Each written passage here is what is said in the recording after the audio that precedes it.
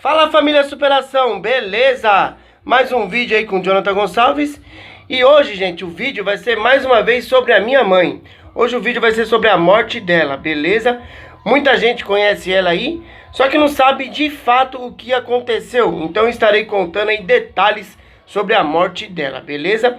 Desde já aí agradeço todos os inscritos aí do canal e peço para que vocês assistam o vídeo anterior, que é sobre a história de Ana Maria.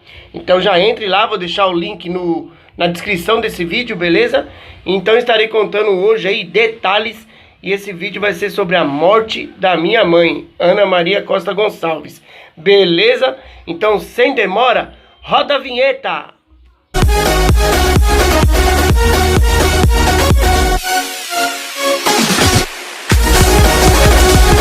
Galera, para quem conheceu a minha mãe aí, a Ana Maria Costa Gonçalves, sabe que ela foi uma mulher muito boa. Ela era uma mulher que ajudava muitas pessoas e também ela tinha uma qualidade incrível, que era o quê? Ela gostava demais de criança, gente. Então ela adorava todas as crianças do bairro. Ela presenteava, ela fazia festinha, tudo quanto era criança ela bajulava, né, vamos falar assim, tratava muito bem. Eu acredito que foi pelo fato de ela ter, assim, pelo problema dela do alcoolismo, ela perdeu o poder de ter me criado, né? Ela não podia ter ficado comigo assim, porque ela dava muito trabalho por causa do alcoolismo. Então ela foi se apegando nas crianças do bairro, sabe? E eu fui crescendo com ela, vendo tudo isso aí. Ela é uma mulher sempre alegre, muito assim, sabe, pra frente. Só que infelizmente, quando ela bebia, acabava com a vida dela. Em casa, como eu era criado com a minha avó, com meu avô, com meu padrasto, né, o tenente da Marinha, o Souza, e a minha mãe, a renda toda era da aposentadoria do meu padrasto, né. Então todo começo de mês, quando dava dia 2 ou dia 3, que era o começo do mês que eles iam receber o dinheiro, saía muita briga em casa, porque a minha mãe, ela queria ir já direto pro banco, né, pegar todo o dinheiro, pra sair pra gastar. Tanto com o jogo, né, que ela jogava muito baralho, ele também jogava, e com o álcool, né. Então no começo do mês dava muita briga. Então eu fui crescendo vendo tudo isso, e quando eu já completei meus 15, 16 anos, eu já estava mais assim, mais ciente do que acontecia em casa, vamos dizer assim. E eu passei a tomar conta do dinheiro, né. Eu ia no banco também receber o dinheiro, dava a parte dela para ela fazer o que ela quisesse e nós ficava com a parte, eu e minha avó, para poder pagar as despesas das casas, né? As dívidas, as contas e fazer a despesa, né? Comprar a compra de casa do mês. Bom, a minha mãe sempre dando trabalho com álcool, eu vi ela falando muito de criança, né? Aí quando eu completei 19 anos de idade, eu comecei a namorar uma garota chamada Letícia, que é a mãe do meu filho. E eu vendo ela assim, muito animada, eu coloquei na minha cabeça, né? Porque a minha mãe, ela sempre falava de um neto. Passou um carro aqui a 120 por hora. A minha mãe falava sempre de um neto, né? Ah, quando eu tiver meu neto, eu vou parar de beber. Quando eu tiver meu neto, eu vou dar atenção pro meu neto. E essas coisas, sabe? Então isso ficou na minha mente. Então na época que eu tava namorando com a Letícia, aconteceu de a Letícia engravidar. A gente muito novo, né? Eu com 19 anos e ela apenas com 16. Aí ela fica grávida. Confesso pra vocês que realmente a minha mãe ficou muito feliz ao receber a notícia. A mulher se transformou, gente. Ela ficou muito animada. Parece que ela tinha, assim, uma esperança de vida agora, sabe? Então, passaram o tempo, né? A minha mãe até constrói a nossa casa pra gente morar junto. Eu caso com a Letícia, tudo. O Cauã nasce. Quando o Cauã nasceu, realmente ela ficou muito, muito diferente. Ela ficou muito animada. Então ela se apegou à criança, né? Só que aconteceu o seguinte. Depois de praticamente 8 meses aí, que o Cauã já estava conosco, né? Um garoto muito bonito, muito forte, saudável. Eu lembro até hoje, que era mais ou menos um domingo. Teve uma festa que ela falou que ia, né? Então nesse dia, ela falou pra minha avó que ia numa festa. E eu vi ela saindo, toda arrumada, com vestido preto, toda bonitona mesmo, sabe? E saiu falando que ia em uma festa.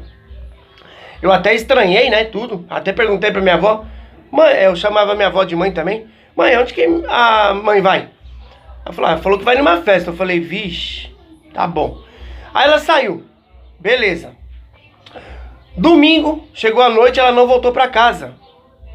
Quando foi segunda-feira, por volta de uma meio-dia mais ou menos, a minha avó, junto com o meu padrasto, né, ela desce em casa e me pede para me levar eles até o hospital da região do Itaim Paulista, que a minha mãe estaria lá, né? E como eu tinha carro, então ele pediu para mim levar eles até lá. Só que com isso, ao chegar no hospital, a minha avó pergunta para mim, né, se eu queria descer para ver ela, porque ela estava lá no hospital. Só que a minha avó já fez isso sabendo que eu não ia ver ela, porque eu ficava muito bravo quando ela bebia. Eu achava que ela tinha parado de beber. Poxa, depois de 8 meses, ela completamente limpa, sem dar trabalho, tudo, muito animada por causa do neto, né? Ela, infelizmente, recaiu e foi beber. Aí eu volto pra casa, preparo o meu trabalho, que na época eu trabalhava com churros, né? Eu vendia churros nas ruas. Preparo e 3 horas eu vou sair pra trabalhar. Era uma segunda-feira. Quando eu cheguei do trabalho, por volta de umas 7 horas da noite, quando eu chego em casa, eu recebo uma surpresa. Porque estava a minha mulher, né? A Letícia, a mãe do Cauã. Tava a Miguelina, que é a minha irmãzinha do coração. Um abraço, Miguel. E o noivo dela, Alex. Eles estavam com um bolinho e começaram a cantar parabéns pra mim, que era o dia do meu aniversário, dia 12 de agosto. Eu estava completando 21 anos de idade. E meu filho tinha praticamente 9 meses já. Cantando parabéns, tudo. O meu vô, ele já com a idade bem avançada, se ele já tinha 89 anos, ele desceu a escada e começou a gritar. Jonathan, Jonathan, aconteceu a pior coisa do mundo. Jonathan, aconteceu a pior coisa do mundo. Eu falei, que foi, pai? Calma. Fala logo. Ele me manda de cara. Tua mãe morreu. Confesso pra vocês, eu paralisei. Eu entrei num estado de choque. Aquela coisa ficou na minha cabeça. Tua mãe morreu? Aquela frase ficou comigo aqui, ó. Tua mãe morreu. Ao receber essa notícia, eu lembro que eu saí correndo de casa. Eu desci a rua e fui lá pro campo. Que embaixo da minha casa, né, na minha rua, tinha um campo de futebol lá. E eu sentei no meio do campo. Sentei lá com as pernas cruzadas e fiquei com aquilo na cabeça. Minha mãe morreu, minha mãe morreu, minha mãe morreu. Aí eu lembrei da casa do Kiko, que é um dos meus amigos lá de Poá. E fui direto pra casa dele. Eu entro pelo fundo, chego até o quarto dele. E ele tava na beliche, na parte de cima, né?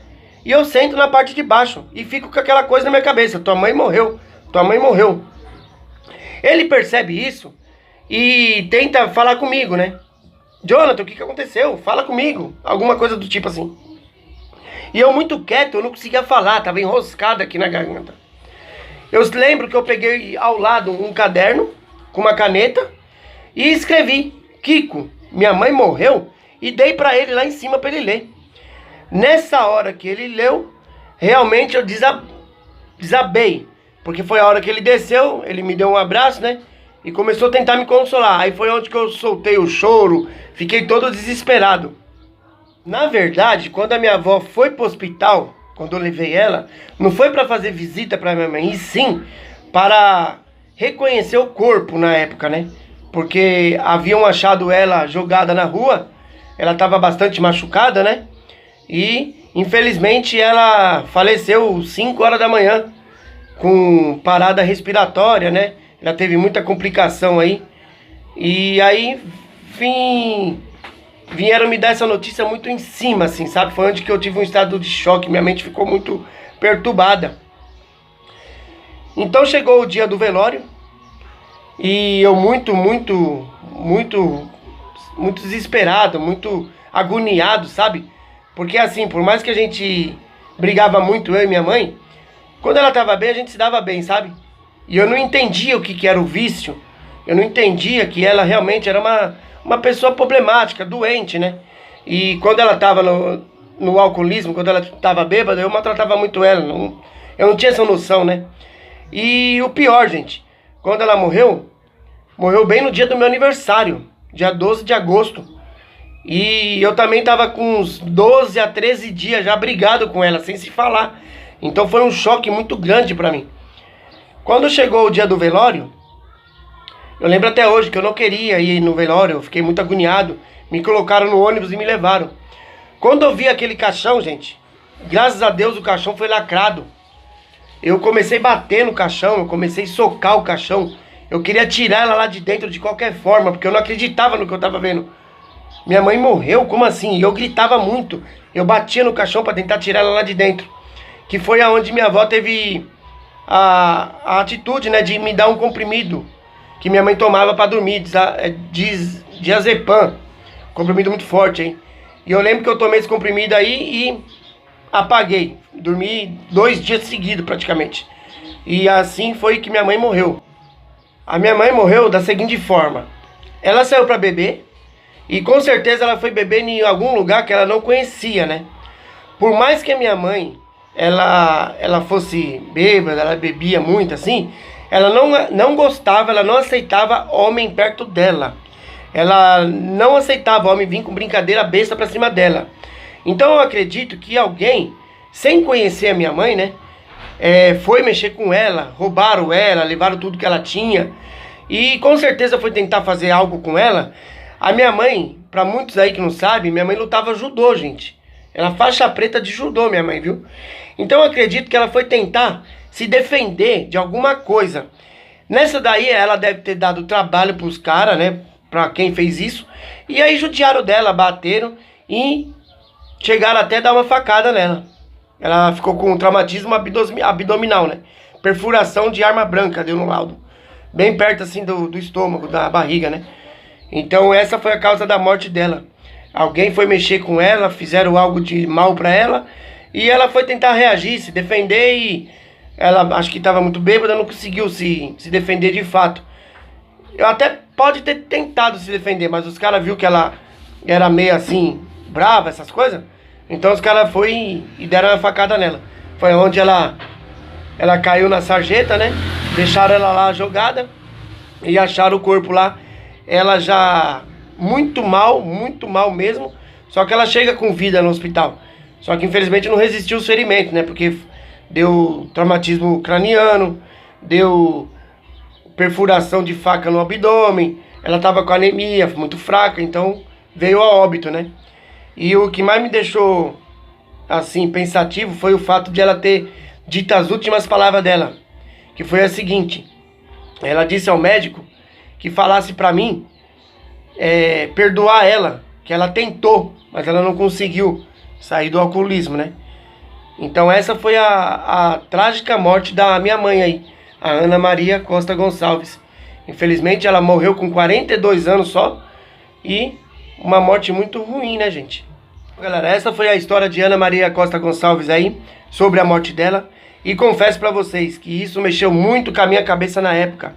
Porque foi a partir desse dia, a partir da morte dela, que eu, Jonathan Gonçalves, entro para o vício. Tanto do álcool, tanto para as drogas. Então eu passei muita coisa. Só que isso fez eu acordar, eu entender o que é o vício, né? Então eu tive que passar para entender. E hoje perceber que minha mãe, ela não era uma viciada, uma alcoólatra, uma safada, uma bêbada. Simplesmente ela era uma pessoa que tinha um problema psicológico muito grande, uma doente, que não conseguia tratar o motivo que levava ela até a droga. Então, eu acredito que com a experiência que eu tenho hoje e com a história de vida que eu tenho hoje, eu posso dizer uma coisa, gente. Se naquele tempo eu tivesse a mente que eu tenho hoje, a minha mãe não tinha morrido. Sabe por quê? De vez eu tratar mal ela, de vez muitas vezes eu xingar, não, eu ia cuidar dela, eu ia dar atenção pra ela, eu ia dar carinho que ela precisava. Eu não ia deixar ela sair pra beber em lugares que ela não conhece. Eu ia tratar ela aos poucos, tratar o motivo que levava ela até a droga, que era o quê? A decepção amorosa, a falta de carinho do filho, falta de atenção da família, entende? Então eu acredito que Deus fez eu passar tudo isso para realmente aprender o que é o vício. Bom, gente, espero que vocês gostem desse vídeo aí. Desde já agradeço a todos. Se inscreve no canal aí e explode o botão do joinha, beleza? Valeu!